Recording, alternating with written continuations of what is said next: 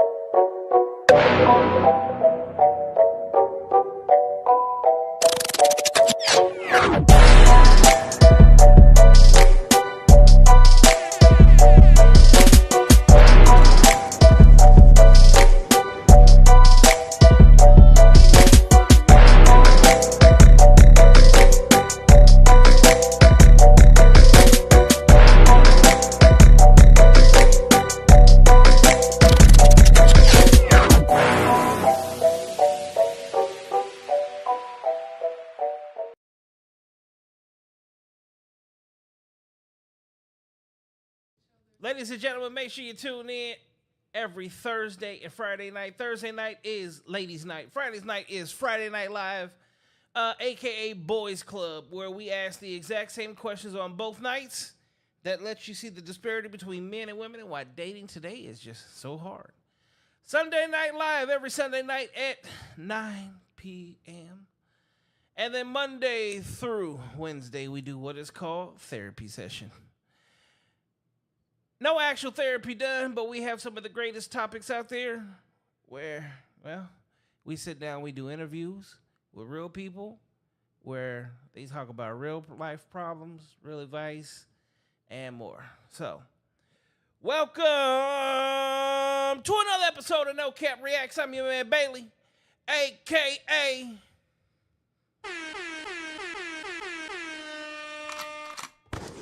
Mr. Go Get 'em!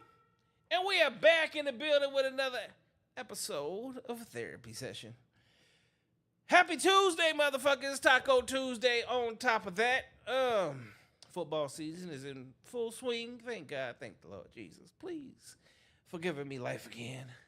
As y'all see behind me, I do have a lovely guest in the building.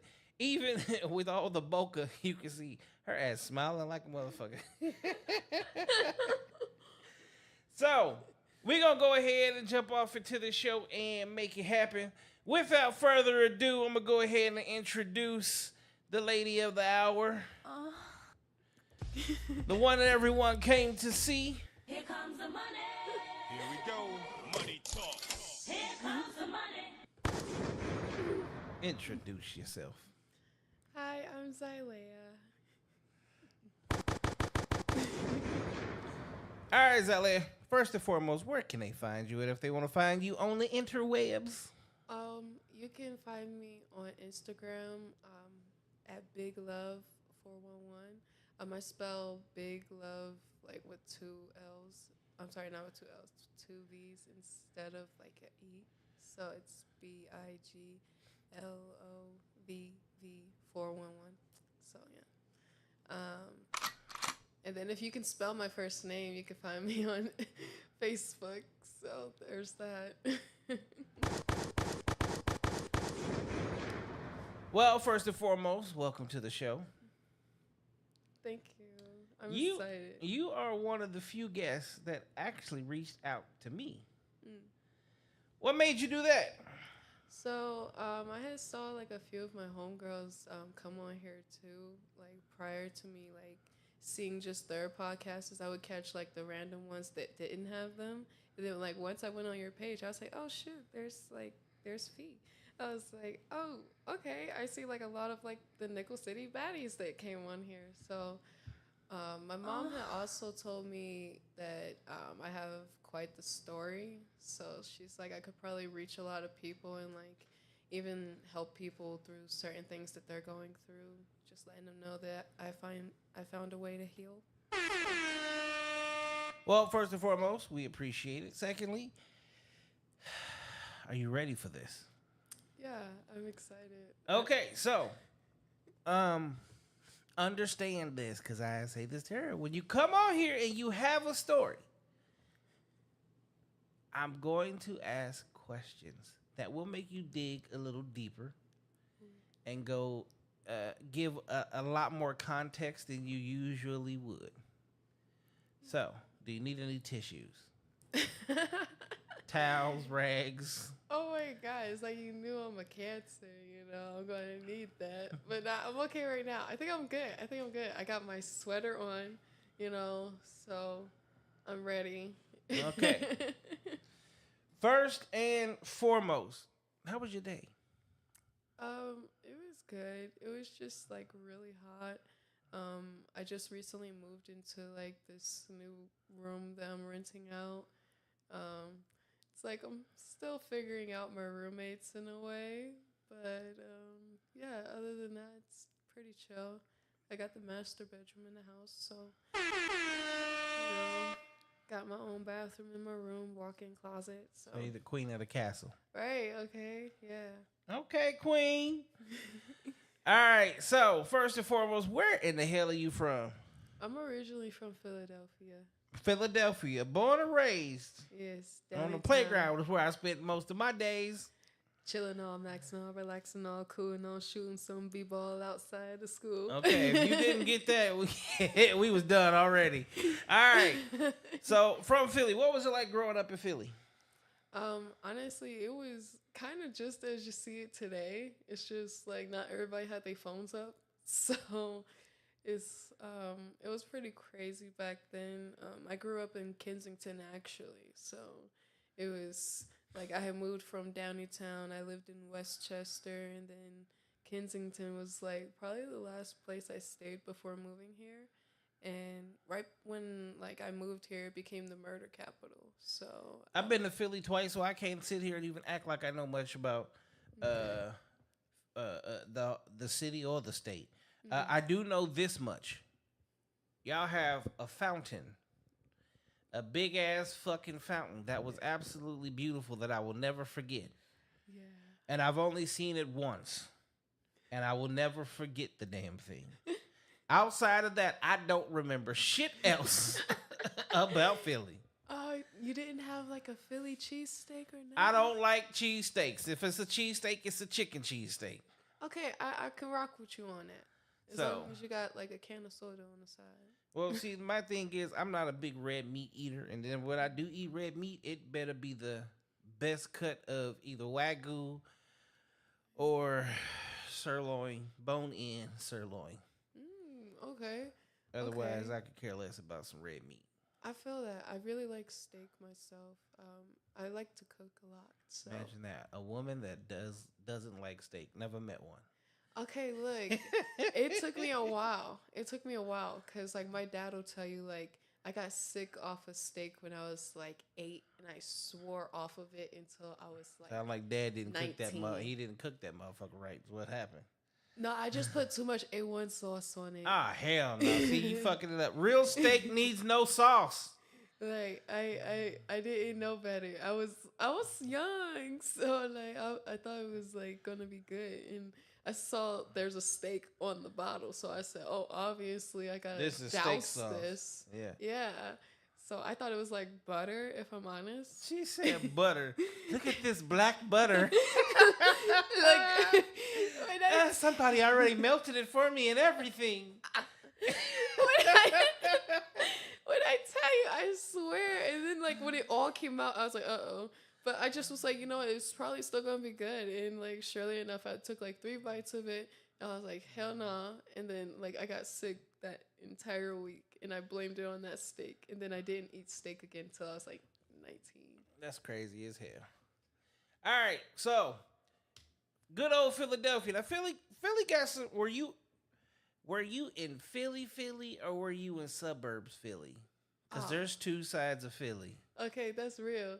And I'm gonna tell you right now, I don't think I've ever seen a suburb part of Philly. So that lets you know the parts of Philly I stayed in.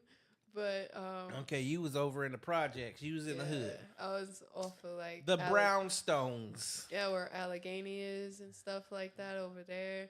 I'll be real with you. Every corner store had a Poppy's in there, and for some reason, he doesn't really make Mexican food. He just happens to make hoagies or pizza pretzels, water ice. Imagine that. It was so random. Imagine that. Okay? You in a neighborhood full of niggas, they not finna be making no Mexican food. You gonna cater to what is in the neighborhood. That's word. Balabi said, hey, I'm home. Gone. Got not the sauce. Thank you for tuning in. Okay, so growing up, what are some of the things that you did? Because you're younger, right? Mm-hmm. My generation, we was outside every day. We couldn't come home until the lights went out. And if the lights didn't go out, aka the sun was down and the street lights was coming on, if you came home, your ass was just stuck in the house like you was on punishment. What was it like for you growing up? Was you outside? Was you inside? What was going on? So I'm gonna be 100 with you, okay? I'm one of 17 children, and by like 2005, we started all living together. Yeah, that's 17 shots. That's a whole fucking clip. Literally, like, when I tell you, my dad was like, nah, it's too many of y'all to be, like, letting y'all go to the park, so y'all some inside children, and pretty much that's... How the fuck you keep 17 kids inside? Hell no. Y'all gotta get the fuck out the house. I wish. I used to be like, dang, I see, like, all the kids going outside trick-or-treating. Nah, we don't do trick-or-treating. I see Christmas going on. Nah, we don't do Christmas. I'm like, how about Easter? What you want to go Was chasing your daddy an Muslim? egg for? Yeah. Okay, that explains it. See, my grandfather was Muslim. If you don't have a Muslim family member in your area, in your gene pool, in your bloodline, you would never know or understand that. But when you are a Muslim, there's no such thing as a holiday. There's no such thing as playing outside. And there is no such thing as anything that lacks structure. Tell them the truth. Okay, tell them the truth. You lucky to get anything more than a cake for your birthday. Don't nobody celebrate birthdays. Okay. Like, swear, I used to be like, oh my God. Like, when I would actually get, like, something more. It would usually come from my grandma. Like, my grandma, I don't know if anybody remembers this, but a VTech. When I had got my first VTech. She said her first VTech. But when I grew up, we was happy to get Atari. Okay. And when they came out with Nintendo, we thought it was the shit. I still have my Nintendo 64. See, you said Nintendo. I said Nintendo. I was there before there was a Nintendo, and I'm here after the Nintendo. Y'all up to PlayStation 12,463, the Sony Xbox 56. Yeah, I'm like, I stopped buying them really after like getting the X, because I was like, no, I think I had the S. I was like, look, y'all coming out with too many. Now the Xbox has a PSP of its own. I'm like, I'll wait until y'all say y'all retiring, and then I'll grab the last thing you made. Balance said we didn't even go inside for water. We drank from out the hose before we went inside. That is so fucking true. Oh my God, that's real. That's real. People don't even understand. We don't even know what salmonella poisoning is. We don't know about all the shit they talk about here today. We have no idea what it is. Yeah, it's like my mom would be like, "Open that door again, and you're gonna stay in." So that makes sense. Yeah, you drink that water outside for sure, or ask one of your friends, ask one of your little friends, as your mom would say. All right, so in the house, what was it like as a teenager for you? Like, a lot of seeing my sisters take my clothes, okay? Because, like, They was not taking your clothes. Y'all probably shared hand-me-downs and hand-me-ups. okay, look, when you're one of many, all you want is something you can claim that's yours, and no one can touch it. I mean, you maybe had a pillow or a pair of socks. Let's keep Not it real. even a pillow or a pair of socks, because you'll see it on somebody else's feet, and they claiming that mom got them the same pair, and then mom backing them up because she don't remember. Here's the thing. Socks comes in packs of like 6, 8, 10s, and 12s. They all look the same. Look, okay, usually I wear special socks. Special socks. Yeah, I wear like all my socks have like cartoon characters on them. See, that's now. I don't think you did that when you was younger, when your parents was buying I your did. socks. My socks were Bratz. Oh my God, Bratz socks? Oh my God. See, you a whole totally different generation. Balance said I had a Game Boy. Laugh out loud. Okay, I had a Game Boy. I had a Game Boy. My Game Boy was pretty dope. I had Kingdom Hearts for it, and I had Dynasty Warriors. Dynasty Warriors was probably my favorite game to play on there, though. All right. What do you think? What would you consider some of the hard times or harder things you went through growing up in the mean streets of Philadelphia? So there was this house that we had lived in before moving to Kensington, and it just started to fall apart. And our landlord wasn't coming out there to like look at it. We would keep making phone calls, emails, sending letters, complaints, because there ain't no real touch screen going on like that to text the landlord. So all you have is the phone number, and then email, and then letter. So he wasn't answering none of them, and it got to the point where like the ceiling had collapsed one day, and it collapsed on my mom. And we tried to call him so that way we can get someone to come fix the ceiling in the house. And then the plumbing went out. And then like the toilet just like started to develop like magnets from not being able to flush. It was just like super, super bad. And it got to the point where the house got condemned. And we ended up like homeless for like a good like 2 months. This is her story of us telling us basically she lived in a motherfucking trap house. Because that's what the fuck it sound like. Your ass is in a trap house. You would think so, but oh my God, the inside of this house was like beautiful. Yeah, like, the inside was beautiful. was The outside beautiful. was falling in on your Yeah. ass. Look, the outside said, I want to come inside too. Hey, Marcy said, I had an antenna on my TV growing up. 7 God. stations on a good day. You ever put the earring in the back of the TV so you could try to make the channel a little bit more clear? Now, see, I'm a man. We didn't have earrings. We used hangers. We used the hoops. Shit, we would literally my go. mama hoops. We would literally go. Well, I'm part of the neighborhood where we went outside and we just said, fuck it, and cut the neighbor's coaxial cable. Took that shit aside, stripped it down, took the copper out that motherfucker, stuck it in the back of the TV, and made an antenna out of that shit. Man, nah, I couldn't do that. We would use a whole roll of fucking aluminum foil to make an antenna. Oh damn! See, I had a converter box. See, this is way before you. Do you know what a console TV is? Console TV is half the size of that couch and weighs way more than that couch. Damn. Yeah. No. And you couldn't move. It be your daddy, your uncle, and all the sons trying to pick that damn thing up to move it around because mom want to rearrange the living room. That's real.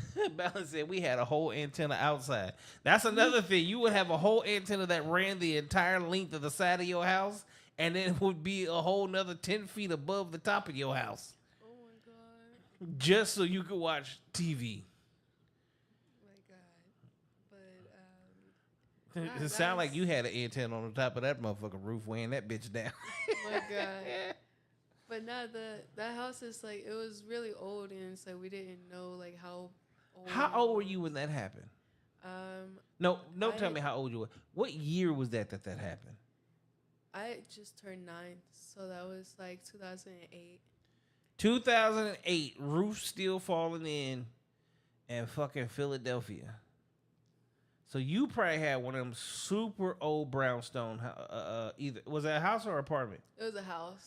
So It you was, had a super old brownstone. You probably had 6 to 8 steps you had to go down before you hit the sidewalk. No, it was like a 3-bedroom house. It's like it had. But like it's more 4. up.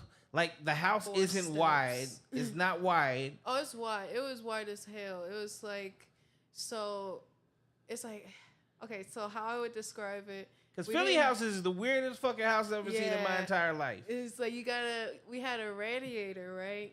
That was She like, said a radiator. You mean a space heater? oh my god. Okay, so when I moved here, I was told y'all call it something completely different. It's And called a space heater. I She grew just up- call it a radiator. I grew up calling it a radiator, and I didn't know. Like, so many things that I was told I say wrong today, I didn't know. So, like, I had to change even the way I say water. Like, I wasn't saying it right for the longest time. And anybody in Philly will understand, like, I was saying water, like, for a minute. Marcy said we got a VCR player when I was in high school. You know what a VCR is? Yeah, Okay, just checking. yeah. Well, if you from the hood, you definitely know what a VCR Oh, yeah, is. yeah. I know That's how what- we had I'm Gonna Get You Sucker on replay. Okay, look, okay, that's real. All right. So you ended up homeless because your roof fell in on you. Basically, the house just became like condemned because like the landlord was not coming out there to do any work. So where did you go? So we ended up like getting on this train and going to Atlantic City, and we ended up meeting up with family members out there that took us back to New Jersey. We stayed in New Jersey for a while and then moved to Kensington.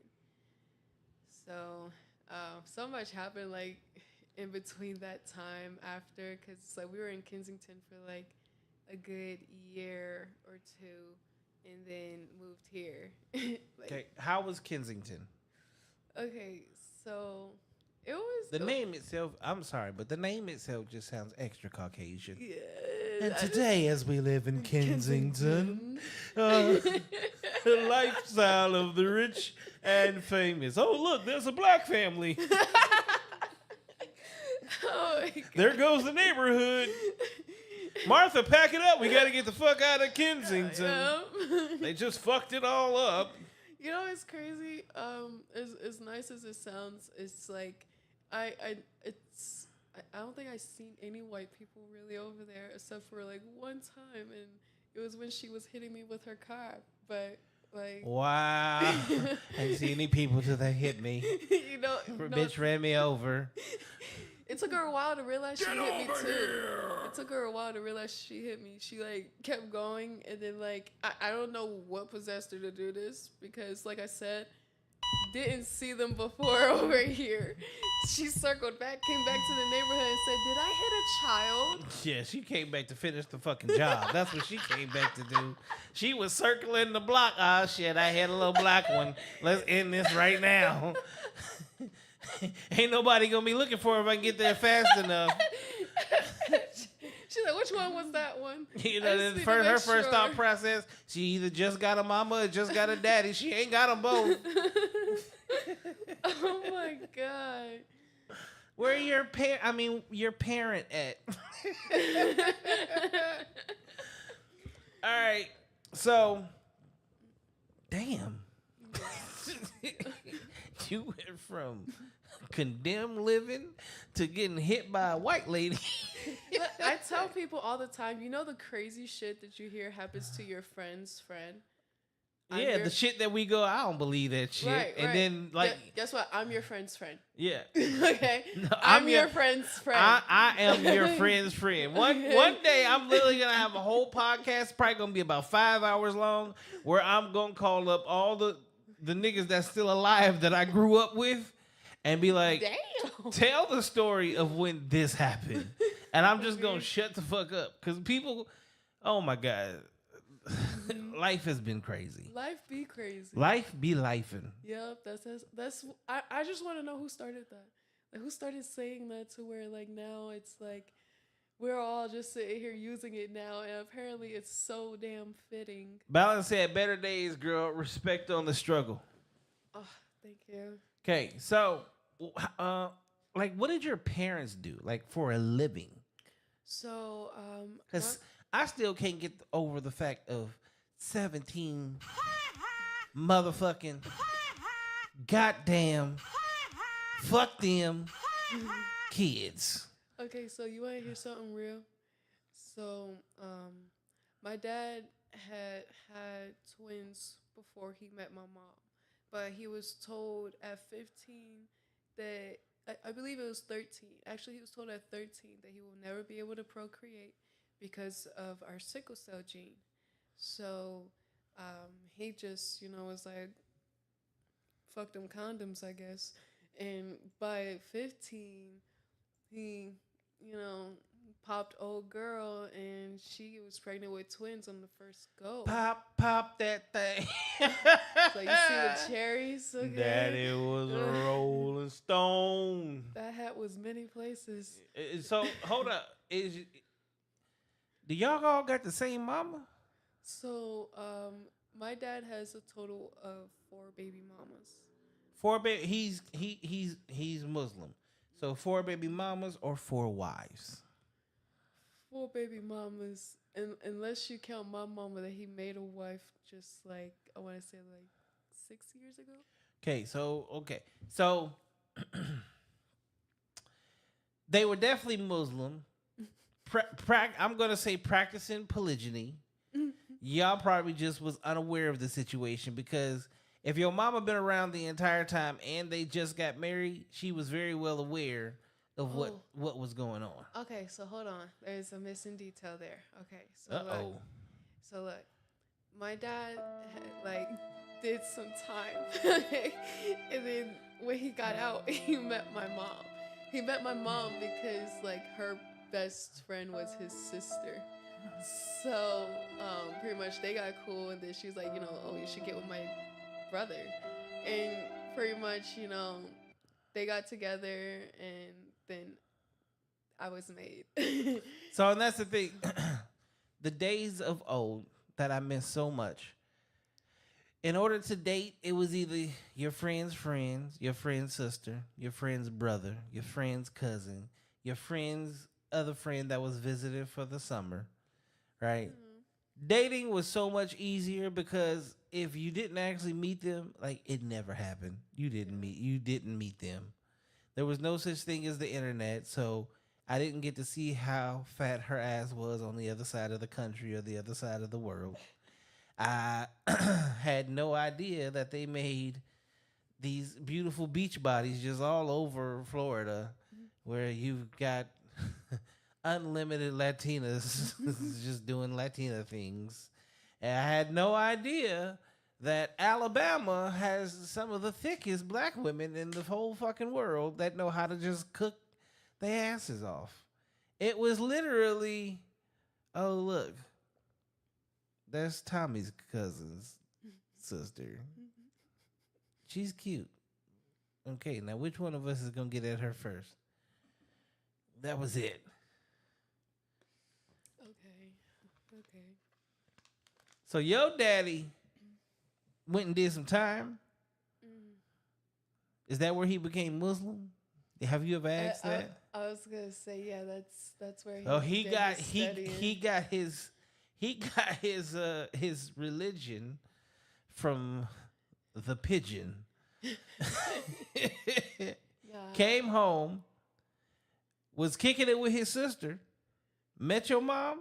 Well, pretty much, like, he was in a halfway house. So when he met my mom, he was, like, very much wooed by her. So he would ride his bike for 2 hours to get to her house, spend time with her, and then get back to the halfway house before curfew and stuff like that. So your mama love hood niggas.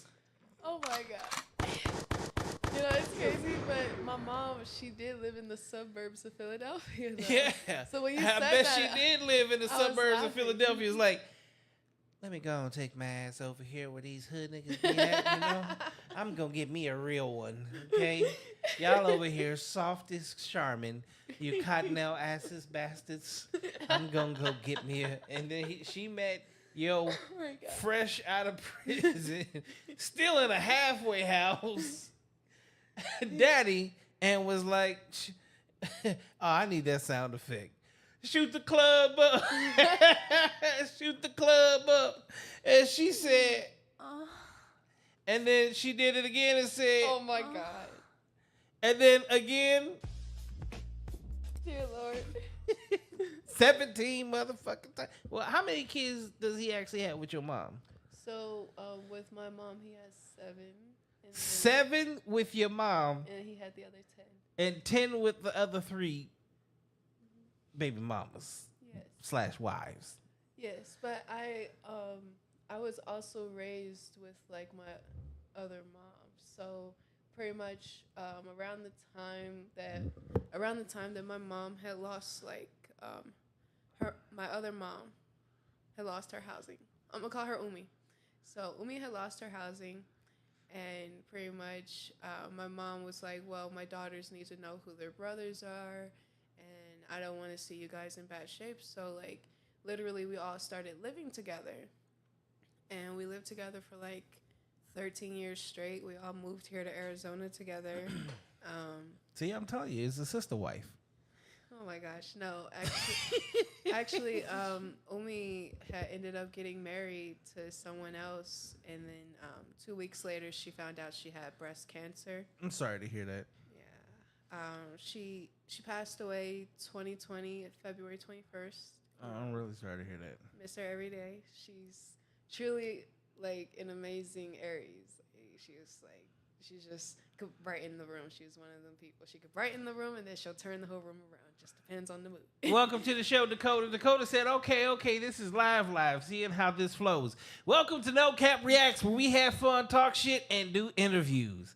Balance says she knows how to handle and tame a man. I don't know that she handled and tamed him if he got 17 kids and only 7 of them were with her.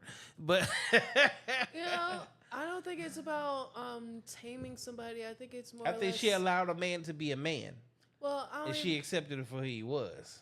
Well, I don't even think it was that. I think it's the fact that so much in his past before her, he had been played and lied to and cheated on, so he was kind of just really expecting it. And when she wasn't doing any of it, like, my mom never stepped out on my dad, like, still to this day. And my mom looks just like me. So See, that's what I'm telling you. That is the epitome of an old school woman. She allowed. See, this is why grandmas be like, just let a man be a man. Okay, as long as he bringing his ass home, fuck what he does on the other side of that door. oh no, she wasn't playing that shit. No. Yes, she was, because he has 10 other motherfucking kids with Well, her. it's like, it would be like in between, like, them being together and then them not being together. Yeah, because that's what it was. He was taking breaks to make babies. Sorry, Dad. I don't know how to. I need to talk to your daddy. That's who I need to do. Let's get him on this. He need to be on the couch. We need some questions answered. Okay, what was you really out here doing, young sir? He is like the Quran, the Bible, everything says that I need to spread my seed. So I'm gonna go out here and spread my seed. What's your mama's name? Mama. That's her Okay, name. Mama. Mama, I love you to death, but you can only handle so much. So guess what? We breaking up tonight because other mama is ovulating. Let's go. Oh my I'll God. be back in 9 months. I just want to say, Mom and Dad, I love you. Mama, Dad, I hold love on. you. Mama, Dad, I love you too. I'm just talking shit. I'm just talking shit. We just having fun. Okay? We just having fun. Okay? Grogu, stop mean mugging me through the screen. I can see you back there, okay? Stop mean mugging. Okay? He don't like it when we talk about people's parents and shit. Okay. All right, so there are some things that you went through in life. When shit, your whole life is going through something.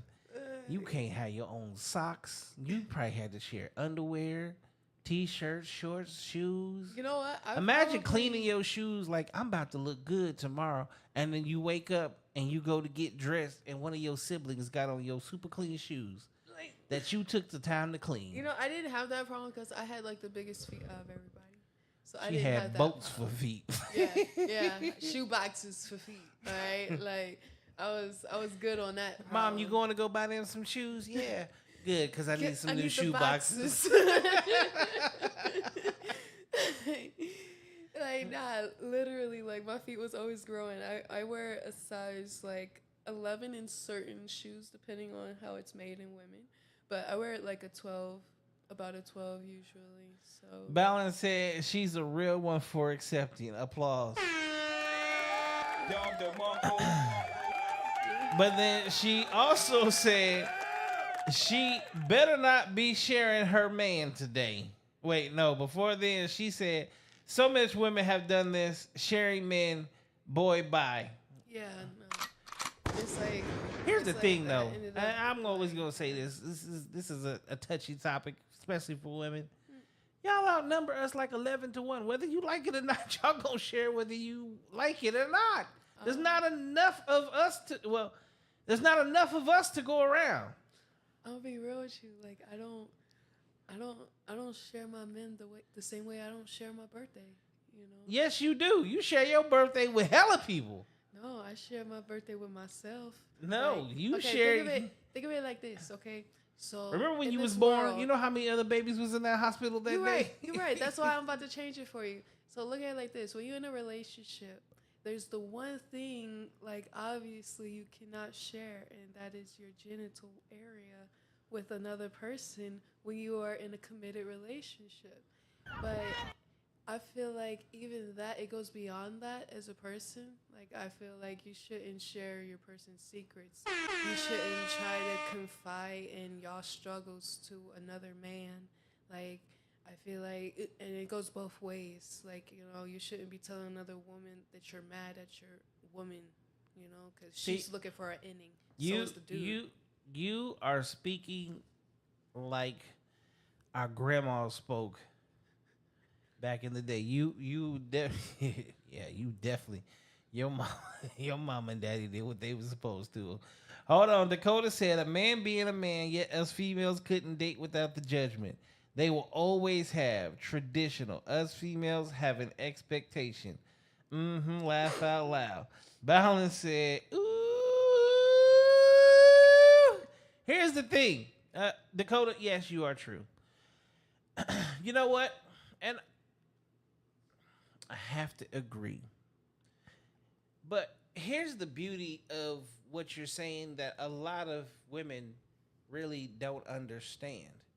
Do y'all understand that we hold you at such a high regard that we expect you to be better than us? Like that, as men.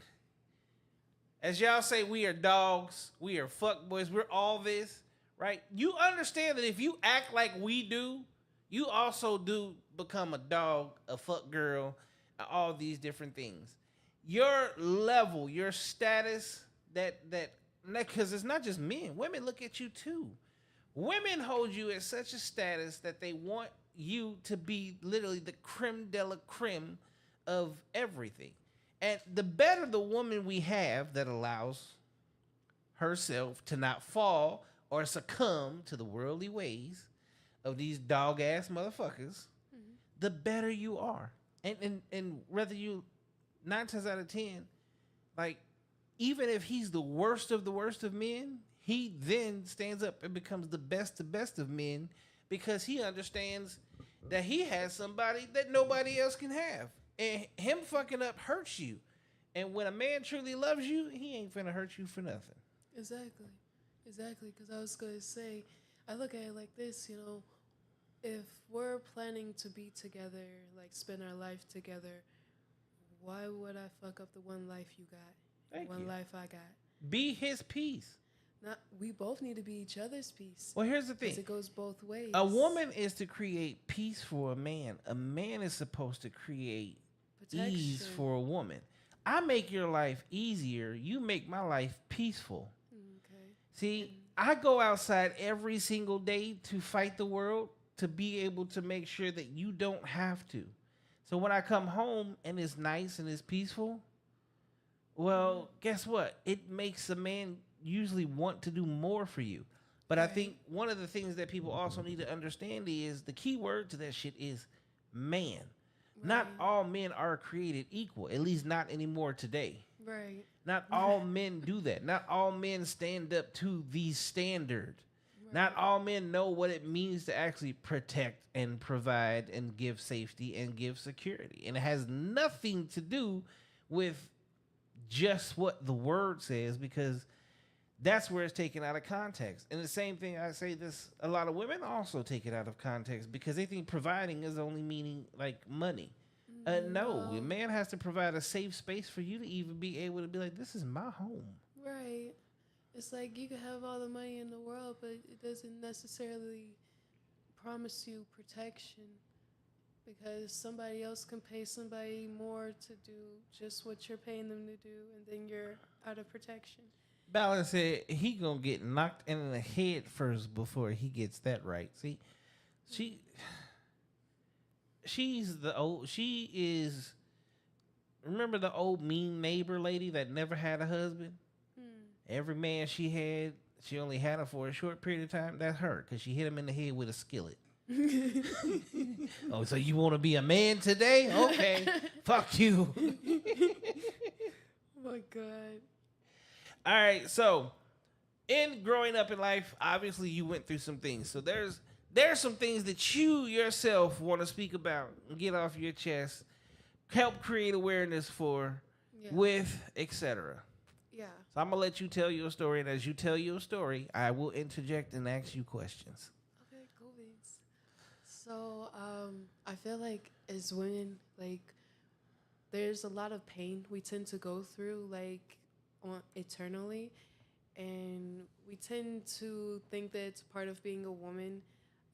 I was like that for years, and just last year I found out I have endometriosis. I dealt with pain for years, painful cycles, heavy cycles, cysts that would grow on my ovaries and sometimes cause me not able to walk. So I would go to the hospital each time for this, and then I would get told, oh, you have a cyst on your ovaries, but it's normal as a woman to have that. It goes back into you. And in some cases it does, but if you find yourself constantly, for no reason, just in the bed, you know, doing the fetal position, your stomach hurts, you can't even really have anything touching your stomach, underwear, or even your hand itself, like, that's not normal. And left untreated, it can get serious. It can be fatal. It can lead to even organ damage in all types of areas. Basically, endometriosis also creates an environment for your organs to, like, combine with one another too. Like, I didn't know until I had my surgery that I had this condition called kissing ovaries. And it's where both of my ovaries were basically tangled up. Both of the sacs were tangled up into each other, and they had to separate it. For women, endometriosis' food is our estrogen. So they try to put us on, you know, birth control and be like, oh, you'll be okay. Just keep taking your birth control. But endometriosis is like a snowflake disease. Like, it affects everyone differently. You really don't know what level you have of it until it's so bad that you're like, okay, it's unbearable. I'm in pain. I'm in the hospital. I was in the hospital like every other week, every other day. I just was damn near a regular. And then my gynecologist, he was monitoring me for like 6 months. And by the time January came of 2024, he was like, I don't know what you're doing, which was just working. And I was working at FedEx and I was working at District Photo and I was lifting pallets and lifting boxes and emptying trailers. He was like, you need to stop because whatever you're doing is making it worse. You're beyond medication. Yeah, because once you are, so when you're doing the things that you're doing, you're lifting, which helps you contract your abdomen. Yeah. And when you're contracting your abdomen, like a lot of people don't understand that, even like as men, when they're like, oh, he pulled his growing. Yeah, you saw that he did something where honestly he tightened up his midsection and that is going to go pop. So Painful. what you're doing is the exact same thing. Now, there's going to be a lot of questions. Okay, this is Go for it. I'm ready. this is one of those situations where, first and foremost, my mom was in the medical field, so I know very much so and very aware of a lot of things that y'all as women go through. So, going back to what I said earlier, first and foremost, like kudos to you as just being a woman, because being a woman is, you are, a lot of times it's thrown out there and it's thrown out there for the wrong reasons, where they're like, oh, I'm the creator of life. And technically speaking, it's not the fact that you create life. Your body is used to hold, maintain, and grow life.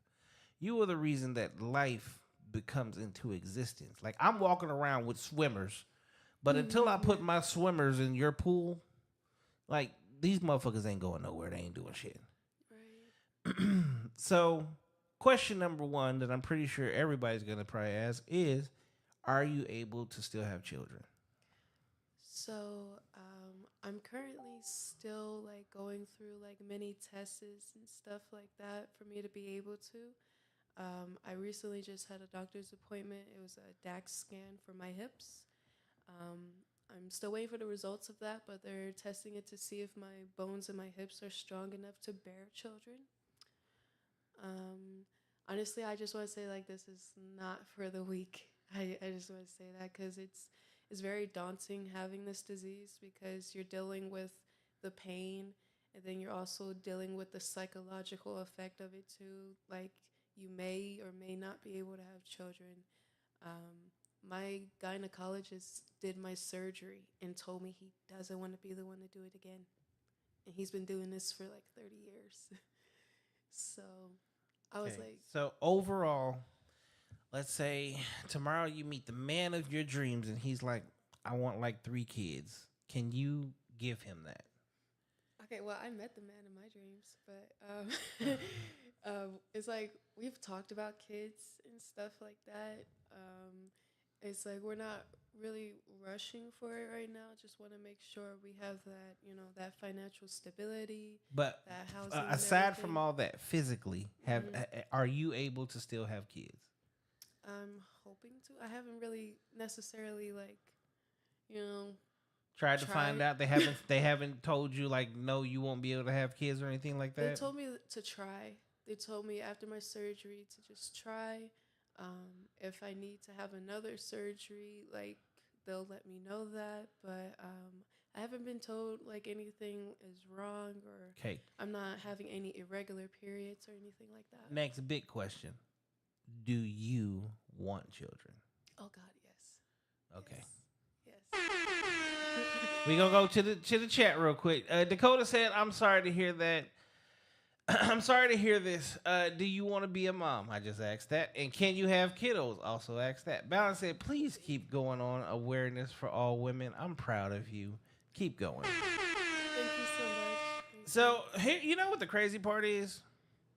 You know how many women don't know shit about their own body? And the only reason that I can say this is, I'm a man. The fact that I could tell my girl when she was ovulating she had no clue about that is absolutely wild to me.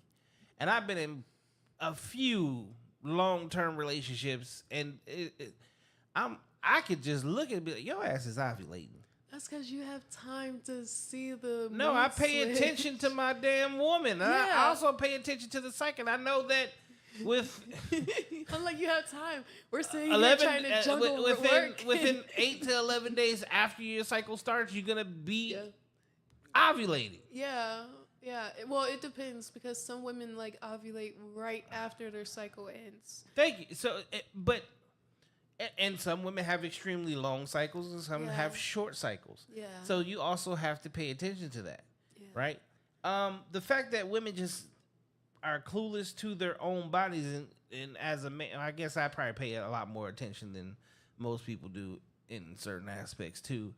But there's a lot of things that I've found over time. The amount of women that I've known of that like hardly go see a gynecologist, and I'm like, what the fuck? Like, you got to do this at least yearly. Yeah. Like, you need to know what's going on with your body.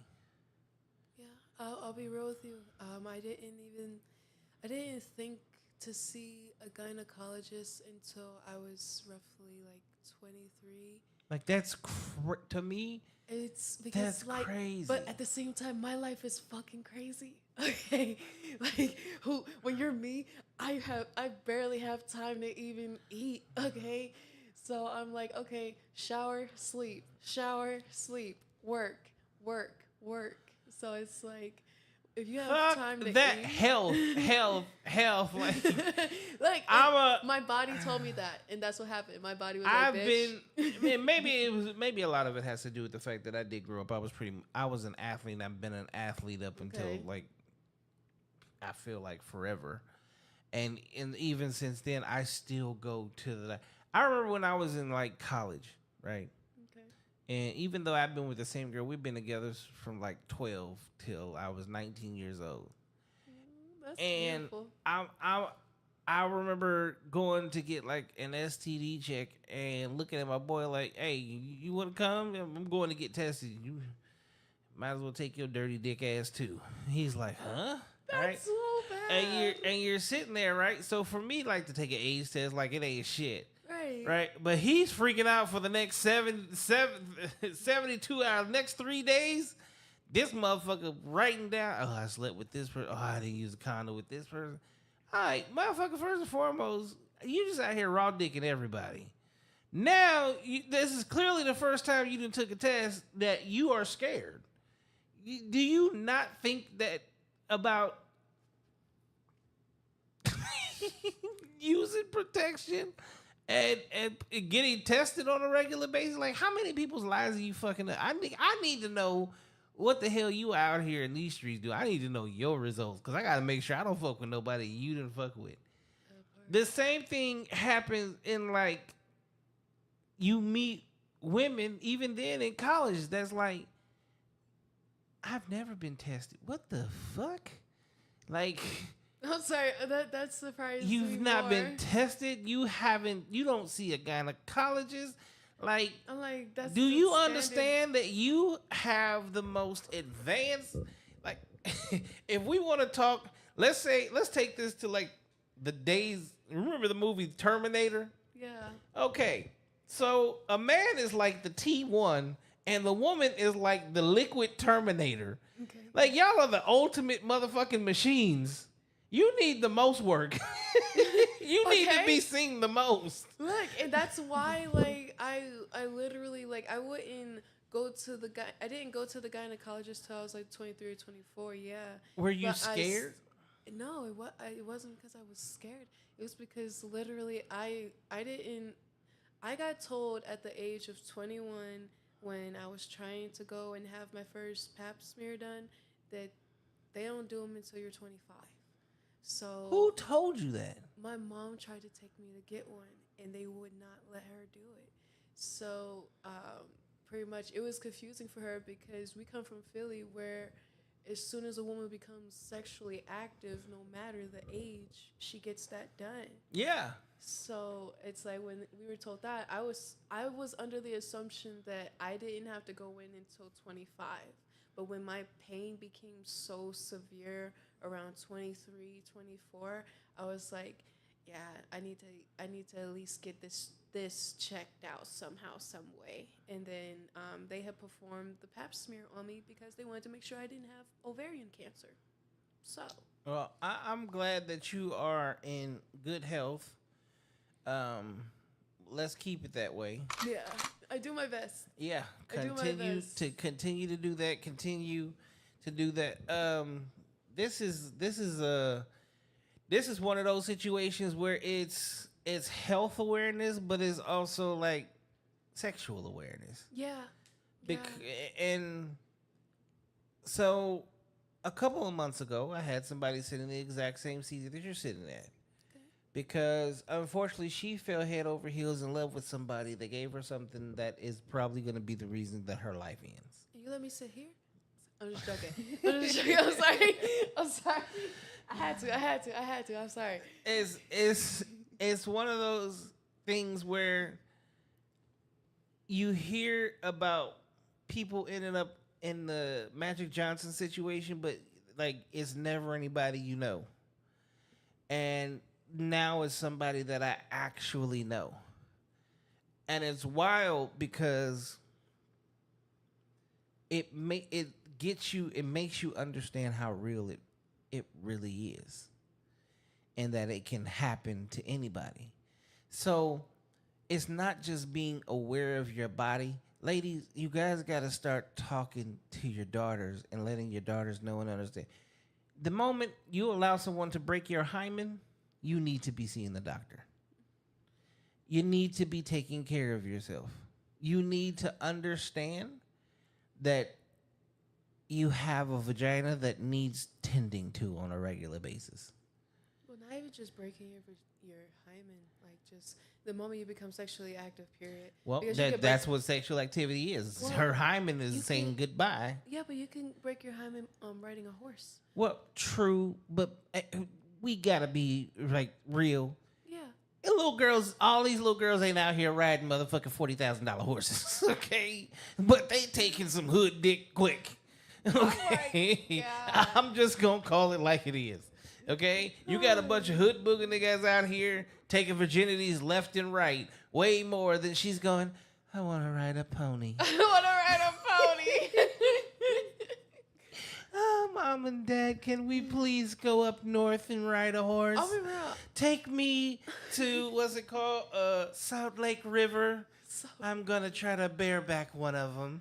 I'll be real. I feel like because like I was like raised homeschool, it didn't really make me that, wanting to try sex crazily after I moved out, because it's like I was more into experiencing like, just the world in general. Like there's a lot of parts of Arizona I hadn't been in, so I was really concerned about, well, not concerned, but more excited about like just doing that, never really getting to stay out anywhere late or be anywhere, that's like, I wasn't really that big of a party individual like that. So it's like I was real homebody. It's like people today probably would think I'm a little boring because I like to do crossword puzzles. I like to feed the birds in the park. Ladies and gentlemen, y'all, this is that's what you call a wife. Is what you call that. That's a wife without a ring. All right, let's go to the chat over here real quick. Balance say, I see your growth, girl. Love your story and honesty. You're breaking curses. Dakota wrote a whole fucking paragraph over here. Let's get into this. Wholly ridiculous and irresponsible for a woman not to know their body that way. Goodness. Your power is knowing your body, the path to find your pleasure as well. Yes. LOL. I guess I'm just very in tune with myself. I feel your PCP and gyno should be your besties from another. Yeah. I don't know if she should be your motherfucking bestie. Like, I don't know. Me personally, if I was a female, I don't know that I want my gynecologist to be like my best friend. Yeah, imagine your gynecologist coming in from Thanksgiving dinner and having there and being like, she's got the prettiest pussy in the world. I see about 30 pussies. She's got a pretty pussy. Or imagine she sit down. Her pussy's just the worst looking that I've ever seen. Will you stop talking about pussies while we sitting here trying to eat fucking ham and turkey? Oh my god, that's real. Oh shit. That's real. Girl, when you came in last time, I could tell he hit it good last night, didn't he? You fucking girl, you could have cleaned up just a little. I took 2 showers. It didn't get all of it. I felt bad. I felt dirty in there just playing for no fucking reason. But thank you for providing the extra lube. Thank you for providing extra lube. Oh my god. So, you're going through this even now to this day. I went to high school with somebody. Her name was Sarah. She went through the exact same thing. It was absolutely crazy to hear and see just that. And to hear and see, you're going through the exact same thing. First and foremost, like, on your end, it's a lot of strength. It takes a lot of, and whoever your man is a good ass dude. You know why? Cause I'm be the first person to say it. I remember when I was trying to date Sarah. You know, one of the biggest things that fucking suck? You don't want dick all the time. You can't take dick all the time. You are in pain. You are not happy. Today is a bad day. I'm sitting here feeling like Willie Lump Lump with a redwood tree in between my legs, and you're over there in pain. I don't know what to do. I have to console you and, like, push the tree down at the same time. Like, I want you so bad, baby, but I know that you're in pain. But can you at least take just the tip?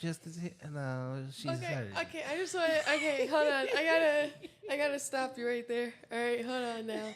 All right, when I first was learning about my endometriosis, yes, I was like, I could go without it. I'll live. I even was, I was celibate at one point because I just felt like sex was like clouding my mind and clouding my judgment the way like I would like come across to people. So when I just like took sex completely off the table, even like, DJ Hero, I was like, who? Wait, who? DJ who? DJ Hero, no, no, none of that for me. Not even myself. So I was like, no, skicker. Oh my god, literally, like there was no nothing. So when I took that off the table, the first 30 days, okay, hard, but the next 9 months were wonderful. And I honestly was like, this isn't so bad, and I feel like more people should do it. I know that first 30 days, 3 months is pretty hard. That sexual frustration is real. A lot of people think it's not. And I get you on the whole, like, her not wanting none because that builds your sexual frustration too. Like a motherfucker, because we go through penis envy. Okay, yeah. We got to deal with the world every motherfucking. The best way for me, you want to make me happy, make me come. Okay, and then as a man, I know this much. Well, if I get to fill your cup, like literally fill your cup, what I put inside you makes you 33% happier. Right. So now we all just two happy motherfuckers. We all just two happy guys. Thank you. And we get to cuddle and just go to sleep. Cuddle, yeah. See. Turn Martin on. You gave me what I needed, and I gave you something you didn't even realize you were. Oh, why am I just walking around the house so fucking happy right now? Oh yeah. That'd be real. Look, you can't tell a woman nothing after she done got some dick. She know for a fact, like, it don't matter who sit here and call her, any of her homegirls will call her. She'll be like, yeah. Well, life is better. Life is good. G, just put it down. I can't. I'm so sorry you going through that with your man, but we ain't got none of those problems over here. Girl, what color you think I should do my nails? I think I'm gonna put a G on them next. Ballin's over here. She laughing her ass off. Dakota said, "See, that led to a good laugh." She said, "Oh, DJ Hero is a new one, and I'm stealing it. Okay. I saved my prison shower. Okay. Prison shower." Girl, you ain't never been to prison because shit, men and women prison, that's where shit goes down. That's where manhoods get taken and women turn into mop handles. We'll call it that. Okay, look, when I tell you, it's like it's something else. But like now today, it's like I don't know. I'm not that same person that was like, oh, I don't want it. If anything, my man is probably like, when did this become a whorehouse? So it's like, but that's only because I really ride for my dude. So can't look at him without. Can't. I blame Every time him. she look at her man, she turn into Jodeci. I'm fiending. Okay. Like, so. That's good though. That's how it's supposed to be. So here's the thing.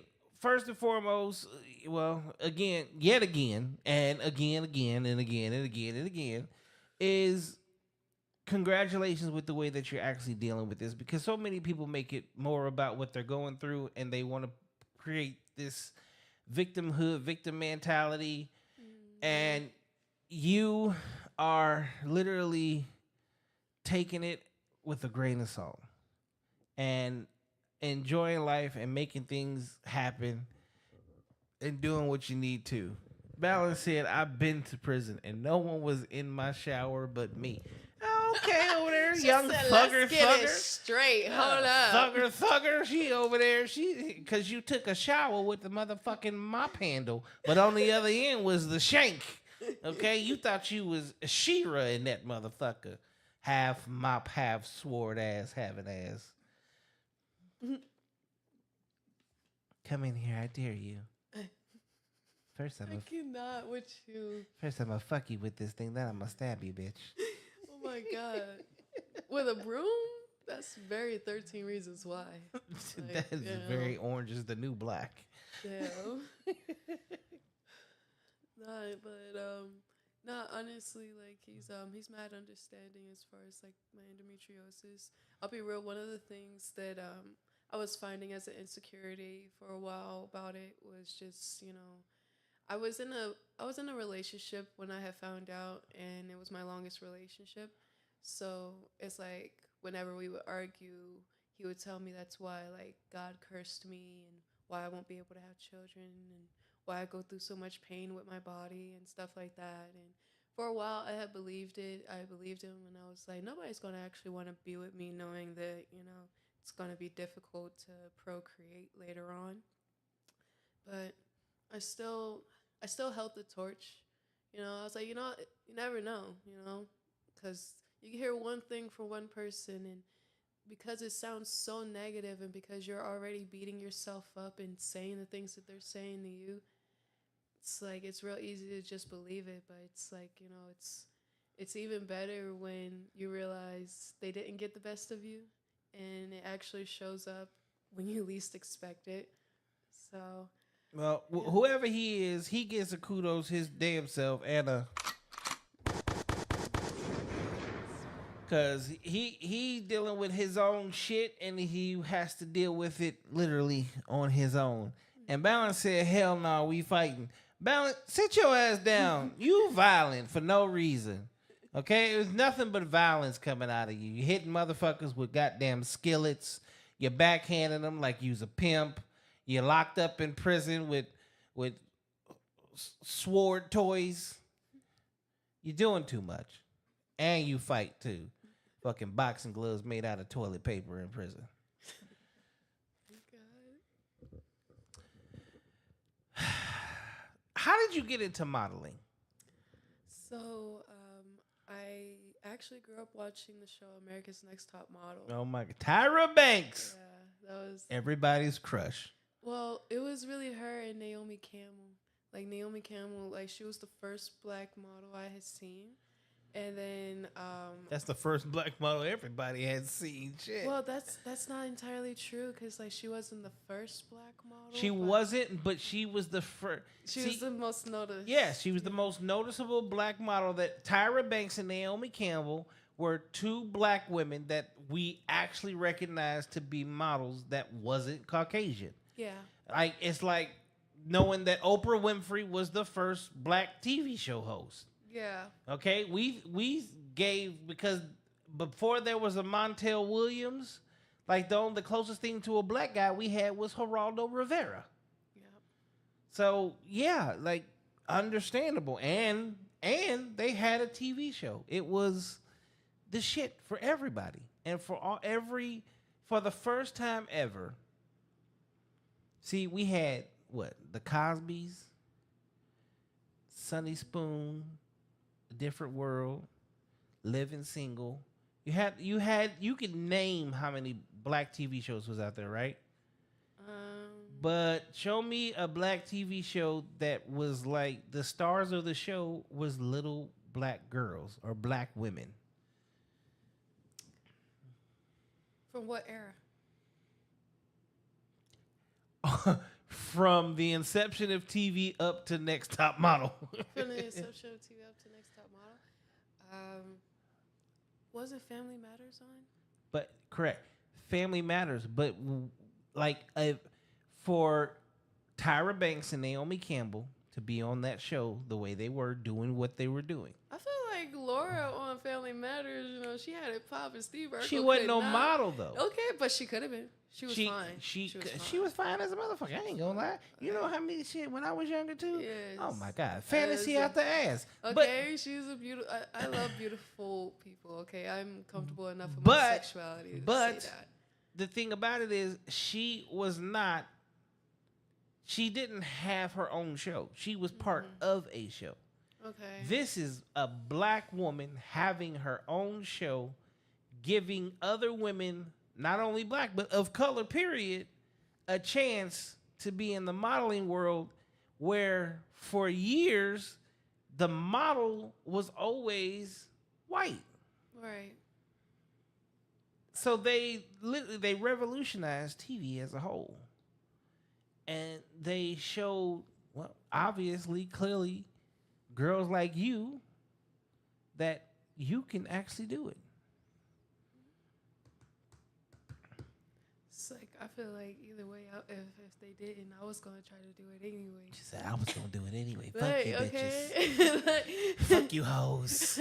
Can you see me? Do you see me? Like, I'll be real with you. You know, I live in a world where you can't sit here and wait for someone else to do it. You gotta lead by example sometimes, because it's like even if you're having a conflict with someone, you just want that conflict to end, but your pride is stepping in the way. I'm that person where I'm like, this argument is not going to matter in 5 years. Why am I going to spend 5 minutes? So, just. You know, That's why I have this podcast. This podcast is the exact same thing. I have, well, every single person, every walk of life. We've had porn stars. We've had hella models, actors, actresses, the absolute nobody, but she had something to say. She had a message. Anyone is able to come be on this platform because guess what? They get to learn something. And not every conversation is meant to be easy. I love to have the hard conversations that most people don't want to talk about or be real about or be honest about. right. Because when you have those conversations and people can see that it's okay. Yeah. Like prior to you showing up here tonight, did I know you? No, honestly, no. Thank you. Did we have any real conversation? Other than me asking you where you located. Okay. And I like it that way. You know why? Well, I feel like it gives the real reaction throughout the conversation. Thank you. know? The conversation that we're having right now is organic. It's real.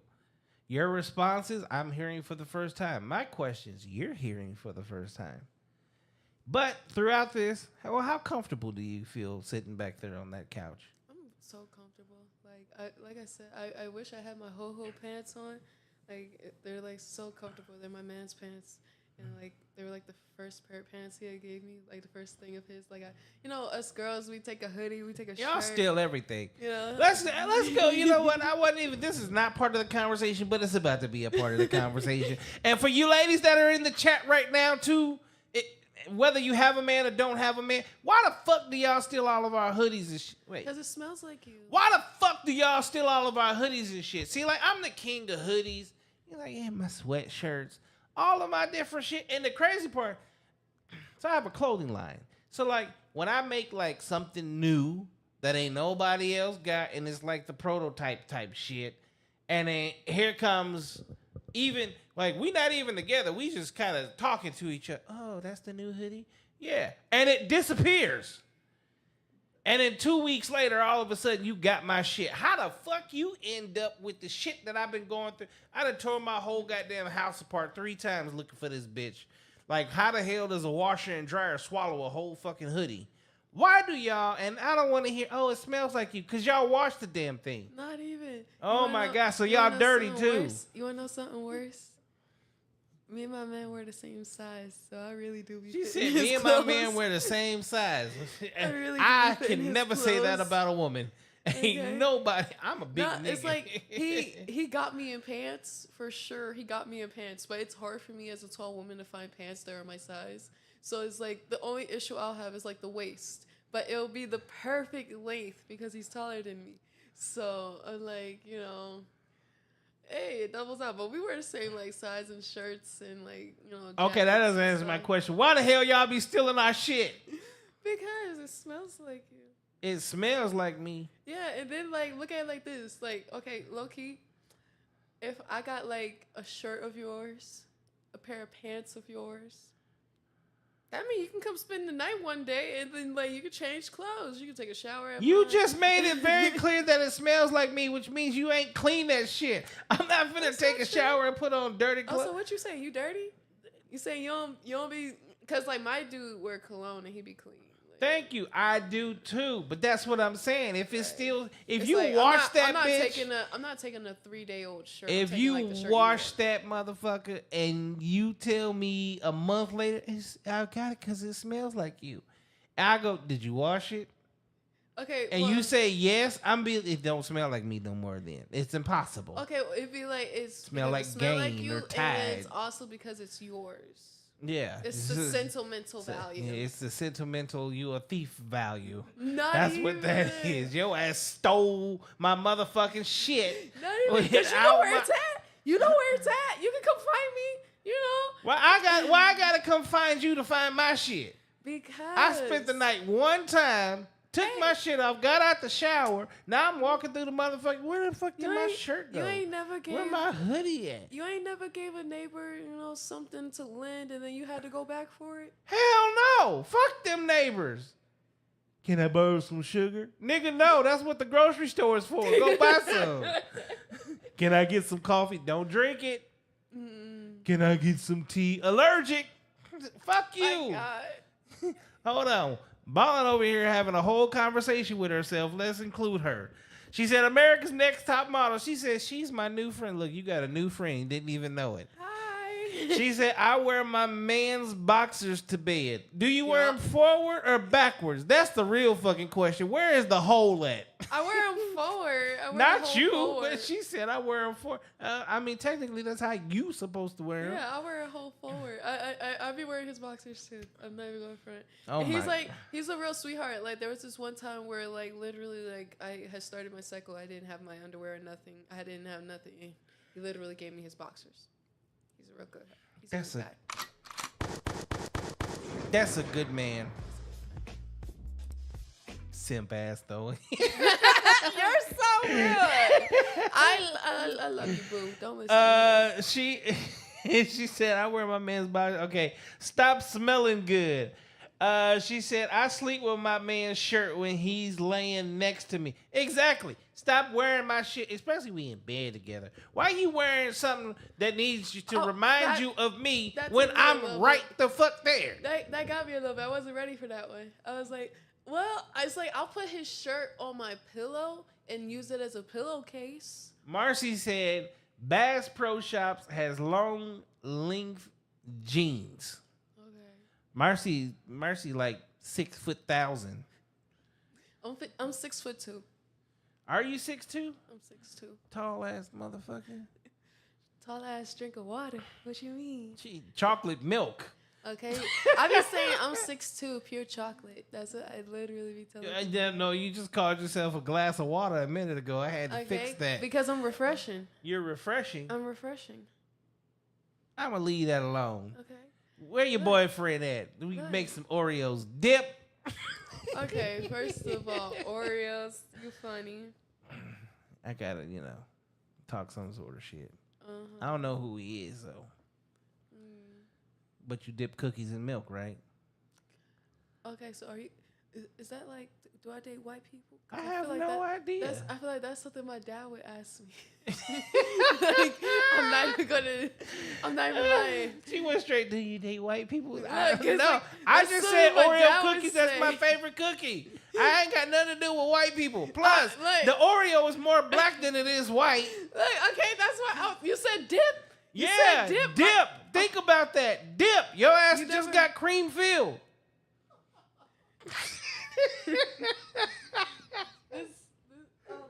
Yeah, she wasn't ready. Oh my god. He needs some milk.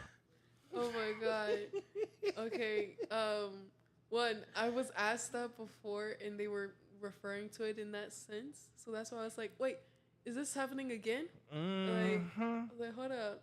So that's why I asked for confirmation. But I love Oreos. She said, "See, I told you we were friends." She done created a whole situation over here that ain't even. She said dad vibes. I'm giving off dad vibes. A little bit. You and my dad the same complexion now. Oh, shit. Okay. I ain't Muslim, no. Y'all probably brothers and you didn't know. My She grandpa was said out there. brothers. My God gra- damn, you just made me your uncle all of a sudden. Look, my grandpa was out there too, man. What you think? Shit, fuck. You go to New Jersey, ask about Luscious Wood. Well, Okay. I'm from Los Angeles, California. We on totally different ends of the spectrum. She could have left. Yeah. Now she said she could have left. And now mama out here making extra babies too. Fuck. Oh, yeah. What you think of the show? I think it's great. Honestly, this is my first podcast, so I was like so nervous. Like as he said, I couldn't stop smiling. I still can't. I'm having a really good time though. Like Here's the thing. My podcast is different than anybody's podcast you will ever have in life. And again, the reason for that is me personally, just who I am. I prefer to have fun more than anything. So to come on here where we can just like have real conversations but still talk shit to each other.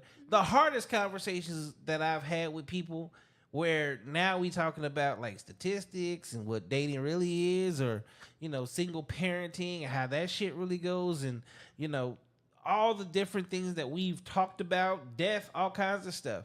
But when you leave, you look at each other and be like, "You a cool ass motherfucker." Like, yeah, you cool too. Like, it's just real conversation, and that's what it is. And I think that's what's missing today. I've avoided having a conversation about the most recent person that was assassinated on live TV. okay. Because it's one of these situations. I've never in my 45 years thought that someone being killed on national TV would create such an uproar where so many people are really happy that it happened, and then you have so Right. many people that aren't happy that it happened, and it's created so much turmoil in this world. I don't know if it's video games, I don't know if it's TV and movies, but the fact that people think that just someone else losing their life is okay because of different opinions, there's something wrong with that. Because I grew up at a time where when we had conversations, we could point out our differences in order to state factual situations that we know about, aka have real debates, but still walk away from each other with respect. Whereas nowadays we're at a point where there's no longer any respect given because you have a different opinion. Right. And to me, that has set this country back, us back as human beings, like at least 100 years. I was hearing a lot about that, especially these last couple of days. I was hearing really a lot more people celebrating, and it's like, I'll be real, I understand human nature more than anything, and it's why, like, I don't hold grudges really towards, like, even the people that have done me wrong. Like, even the things I've gone through, I wouldn't wish on my enemies. I feel as though at the end of the day, a child lost her father, and that's not something to Child lost their necessarily father, celebrate. a wife lost her husband, Right, a mom lost their child. right, and it's like he's never going to see his children have children, and it's like, while people are celebrating just the fact that he was speaking his mind, yeah, I'll say his views were not exactly agreeable. I can beat him in Guitar Hero, and he could beat me in Guitar Hero, and I would be okay with the fact that he beat me in Guitar Hero. But here's Like- my thing. What's your favorite food? My favorite food is it depends on what I'm cooking, but I'll say mac and cheese. Okay. Mac and cheese. You know how many motherfuckers that would never say mac and cheese? So they deserve to die? No, that's why Thank I'm you. like, Like, it's why he's allowed to have an opinion. right. We live in a country that they say freedom of speech is free. That's like saying I'm gonna kill you because you don't want tomatoes on your sandwich. Thank you. Like- It doesn't make any sense. So I am not in politics at all. And you know why I don't care about politics? Because all it has done is create division. And this division is getting to a point to where, yeah, people are starting to lose their lives. And if people don't grow up and own up to their shit and see what's actually happening, like, this shit gets worse before it gets better. Yeah. Whereas for me, you see Grogu, look over your shoulder. Say hi to Grogu. I was gonna say, when you were saying what makes your podcast different, I was like, Groku's like right there. Like, You better watch Grogu. Grogu be hitting on every chick that come in here. Shh, he do. He's a fucking pimp. He yes, thinks. sir. Look, I wake up in the middle of the night and Grogu be gone. Okay, and yeah, Grogu, I'ma tell my son what you be doing in his room. Motherfucking little pervert.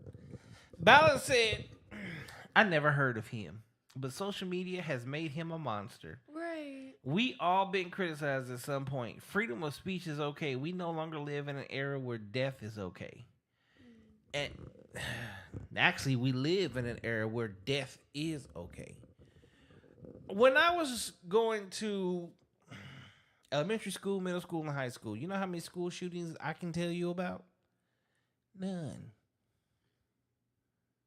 I don't know of one that has happened. Whereas, I swear, one happens, every month now. Or a stabbing. It's wild to me. Like, your generation is crazy. So, tonight is about, I guess, a whole lot of awareness, I guess. Yeah. Get your lemonade. I can't have my lemonade without me. I had to go get my Crown Apple. Okay. Oh my God, that's crazy. I tried it with Crown Apple like in 2023, and I was like, oh. Yeah. Bomb. Fire. Bomb. It's like having a Jolly Rancher. Okay, here's another one. Okay. If you're a Coca-Cola drinker, Not at all. okay, well for the Coca-Cola drinkers, okay, get you some ice, Coca-Cola, and your favorite red wine. Do half and half of all three. Change your life. Wow. Ice, red wine, and Coca-Cola. That don't sound good, but at the same time, telling you right now, it it sounds sounds great. like an alcoholic's good time. It's not. Well, I'm not alcoholic, but Well, no. I'm not saying. What I'm saying is, so think about this. Like, Crown apple and lemonade, alcoholics, good time. Why? Because it tastes like a green Jolly Rancher. Yeah. Wine and Coca-Cola. You're taking something that typically most wines are a little tart, right? But you're giving it that touch of sweet Yeah. and fizz. So now you just turn wine into a sugary champagne. I ain't Jesus now, but hey, yeah, I'll put you down with some wine She techniques. said, I got. I ain't Jesus. I didn't turn water into wine. I turned Coca-Cola into an alcoholic beverage. Okay, okay, it's so good. That you can enjoy even while you're pregnant. Okay, don't quote me on that. Well, they say wine is good for you when you're pregnant. Look, okay, I read that, and that's why I like, don't quote me on that. Yeah. Okay, because I don't want this to come up and be like, she said half and half of all three. Yeah. Like, I'm be like, my bad. All right. If there was one thing that you wanted people to know about you, what would you want to, what would it be? That despite majority of my struggles, like, I always take it as like somebody else either has it worse than me or had to be me for a day. It's like, I'll be real, a lot of his podcasts remind me like, I don't have a bad life, just a bad day today, or something like that. And a lot of the time, like, when I was watching his podcasts, I was just like, this is my cool down time. I will always find them randomly, but it will be after I had a bad day. So I was like, okay, cool. And then that's what made me like, I was like, with my mom telling me I should like get the word out because not a lot of women pay like you said, attention to their bodies or know much about it, or we are always conditioned to be told that our pain is a part of being a woman. So it's real easy for us to check out on ourselves, even when we're like, we have a active at home life or work life, or just don't really have time to check on the things that does become important later. And honestly, I don't know where my fertility would be if I didn't catch it sooner than 24, 23. So it's like, now I'm just hoping like, I at least get the opportunity to look back at this video, probably come on the next podcast, with the kid in arm and everything like that, be able to do a throwback. It'll be lit. Uncle Bailey. Okay, like, swear. Like, it'll be great. So, I just always hope for the best, and I feel like a lot of people don't realize it takes a long time to realize that you're not okay, and it takes even longer to say it doesn't have to be that way. And that's where really taking care of yourself and your health begins.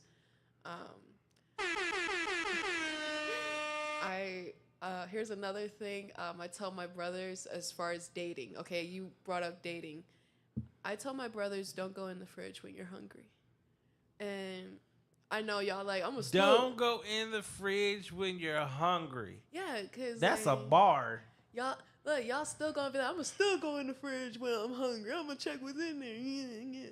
But I'm like, really though, if you take this analogy to life and really just think, okay, if I know what I want when I go in the fridge, I'm gonna grab just that.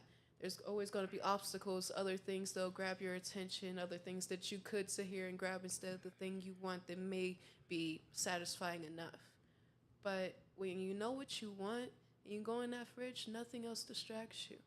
Nothing matters, nothing weighs you. You get that and you're satisfied.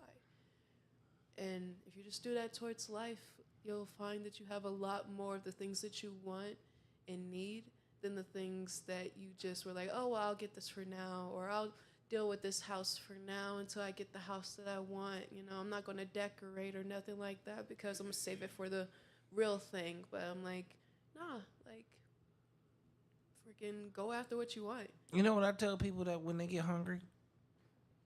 Drink a glass of water. Our body... I wish that shit worked. It does. Here's the thing. I wish that shit worked. You see how tall I am? We get the same feeling, whether you're hungry or you're thirsty. Your body gives you the same signal. Mm-hmm. Drink first. High quiet H2O. is what I'm speaking about, not alcohol. Drink first. Now, if after you drink something, you're still hungry, now you know exactly what to do. And that's the same way life is. Drink first, as in, seek for the correct answer. Ask questions. Surround yourself with people that'll give you what you need as opposed to what you want. See, a lot of people are running around here real dehydrated. They don't really understand, like, they need electrolytes. They need vegetables. But they're out here the entire time drinking soda, which does nothing for quenching the thirst. And they're eating fast food, which does nothing for nutritional value. But they're expecting to have the best life that life can be lifing with. You can't expect the best while you make the worst decisions and choices.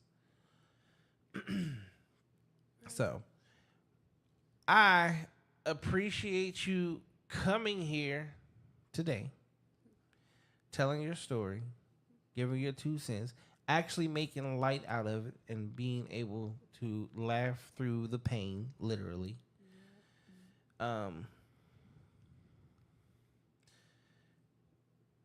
Tell your boyfriend to call me if he ever needs I can't even say a helping hand. Oh my God. If he needs somebody to talk him off the ledge. Like, okay, my thing is, he's like real understanding. He's not the type to, like, you know, be like pushing for it. If I'm honest, I don't know if he knows, but like a lot of my relationships I dealt with, like, just the men sexualizing me and just wanting really mostly that, and then dipping That's all off. men. When you Right. see an attractive woman, the first thing we think is, damn, I know that pussy gonna be good. Then we Right. fuck and be like, she was some bullshit. Like, my thing is, it's like I always had the ones that will try to come crawling back, but I would be like, no. But it's like with him, he likes quality time together, you know, and he's a gamer, so he likes for us to sit and play the game together. I like doing stuff like that with him sometimes too. We watch comedy specials and stuff like that together, and a lot of the quality time that we do instead of the sex, sometimes it can be frustrating, but it also makes me feel like a lady, you know, like he's not just trying to sexualize me. He's actually like trying to build a future with me, and he actually cares about my safety and stuff like that, and my protection, and making sure I eat, making sure I get to sleep, and make sure I have all the things that I need on the physical realm and everything like that. Like, he got me an electrical bike, and he pimped that joint out. Pimped it out. He got me a helmet that has backlights on it. He got me this seat that's so huge that at least I have room for my ass to grow. So, She said room for my ass to grow. like I got more. When I become a big back, I got the right bike. Right. I was like, I got juice back there now, you know. She said I got juice back there. Look, she went from a bottle of water to juicy. Come now, juicy juice. Okay. We keep talking, she gonna be a Capri Sun to a 40 look, ounce. I'll be cherries next, okay? Look, I got a nice pair back there, but like he got me a seat that's like enough room if I want to sit here and like go up a size. If I She want said to, if I want to go up. Yeah. Ballin over here said, Hennessy and Coke. Uncle Bailey sounds good. She said, great analogy. We take from the fridge, but don't take what we want and lose focus. Yup. Yeah, but see, you know what we also don't do? We don't take what we need. Yeah, but if you know what you need is what you want. She said BBL vibes. Hell no. Let's go ahead and add 46 cc's to the left cheek. That's why I said, like, the when right you go cheek in can the, only handle 42. It's already bigger than the left one. That's why I was like, you know, you go in the fridge. That's when you know what you want, because what you want, when you know what you want, it tends to be what you need. If you know what you need is what you'll want. you shouldn't want anything you don't need. Well, you know what I want right now? But Not a motherfucking thing. hey, Where can they find you at? Instagram. I'll be modeling. You know, I'll be doing a lot of fashion shows. And Any stuff shows like that. coming up? I actually have a photo shoot coming up in a couple of days here. I'm gonna be reenacting the first black model. So Next top model all over again, huh? actually, it was the first black supermodel. So actually, I can send you the reel that was made for me because it No, was don't do that. shown- Put it on your Instagram. Let everybody go check it out. Oh, it is on my Instagram. There you go. Make sure you motherfuckers go put some views behind that shit. What's your Instagram? It's Big Love 411. So BIGLOVV 411. There you go. You have any questions for my black ass? Just what's been your favorite podcast so far? My favorite podcast. How honestly, I don't even know how the hell to answer that shit. I done did what, 7 years, over 600 shows. Fuck.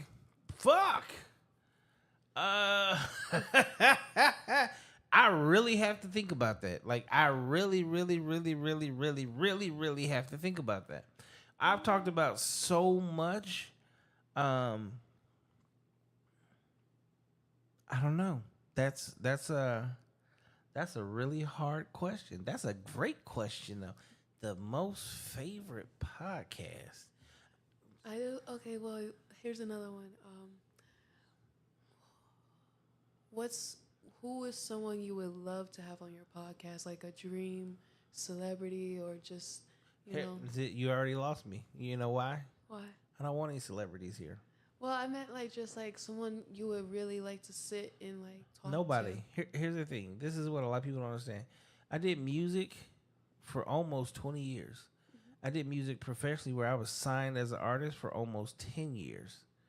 I know everybody in this game. When I first moved here, it was me, Swiss Beats, and Alicia Keys. We would chill at Pink Rhino on a regular basis. I know everyone in the industry, not just music, actors, actresses, comedians, like a lot of athletes. And I have all of that in my family as well. And I don't have any of those people come get on my platform.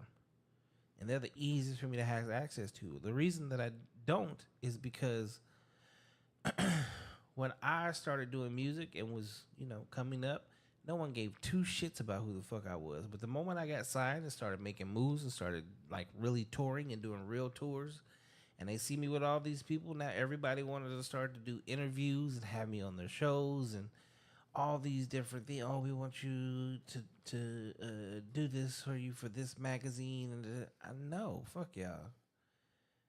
Y'all didn't give two shits about me. It's like right now. Let's say the Breakfast Club is not fucking calling me. But let this podcast blow the fuck up. They're gonna be blowing my phone up. I enjoy having people like you. I enjoy having people that are really out here working hard and struggling and grinding to get their name, their product, their anything out there. I would rather do that than to continually deal with people that really have no say in anything because they're still working their ass off for everything. And knowing that my platform does get a lot of views and a lot of eyes on it. And guess what? I don't monitor. I'm not getting paid for this. You can look at my analytics. It tell you for pay, 0. I do this for the love of helping people like you have a voice that other people can hear that they can learn from. Hopefully you taught them something. They show up at your shows. Let one of these actual motherfuckers really hit you up and be like, I want to give you $5,000 to come do this show. That's what I do it for. And I don't need to know. Simple as that. Well, that's real too. So, my most favorite guest of all is everybody that comes on this platform. Thanks, yeah. Have you I'm also an ambassador. I don't know if I said it, but I'm an ambassador for a black-owned beauty store. Uh-huh. And it's called Get Sassy. Get Sassy? Yeah. It's like really dope. I love it. She said get sassy. Yes. Okay.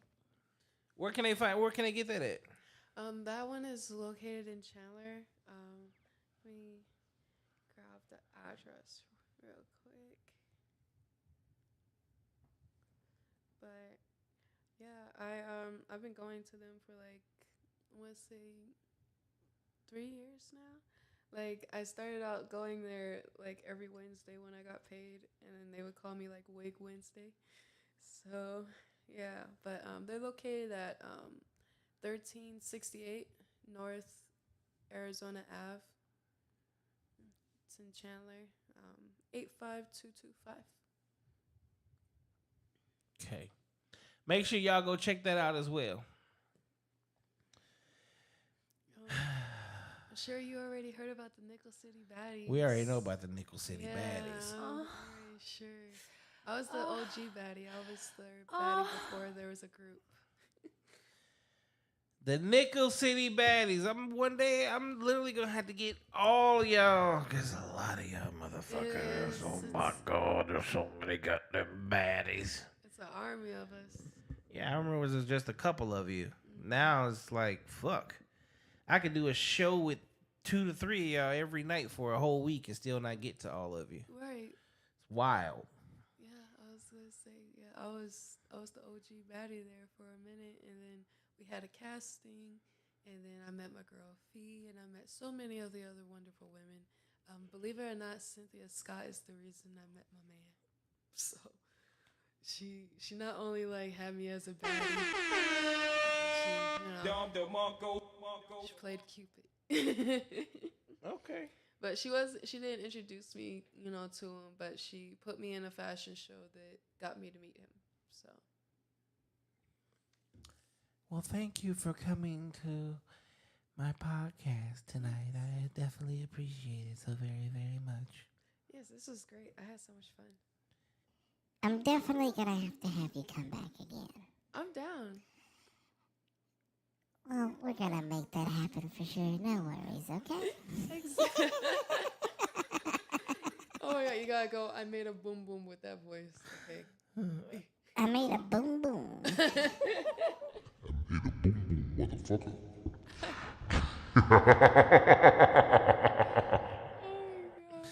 Gotta love it.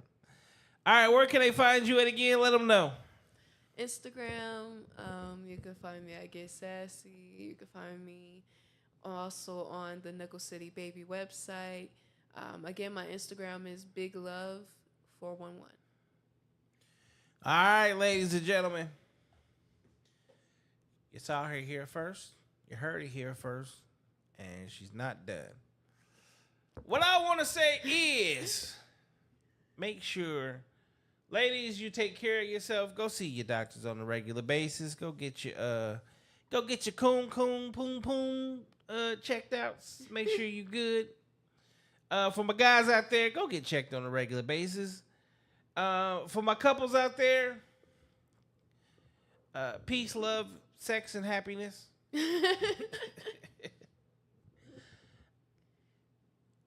There are things in life that are just real deals, and a lot of the times we overlook them because, well, we're just out here living life, not really paying attention to what we should be. Pay attention. Take care of yourself. make sure that you align yourself with everything that your body actually needs, which means pay attention to your body. Don't overlook things, and then teach your next generation, whether you are a parent, aunt or uncle, friend, whatever, that this is what you need to do, because the body you take care of today will take care of you tomorrow. All right? With that being said, I want to say thank y'all for tuning in for another episode of Therapy Session. My name is Bailey, a.k.a.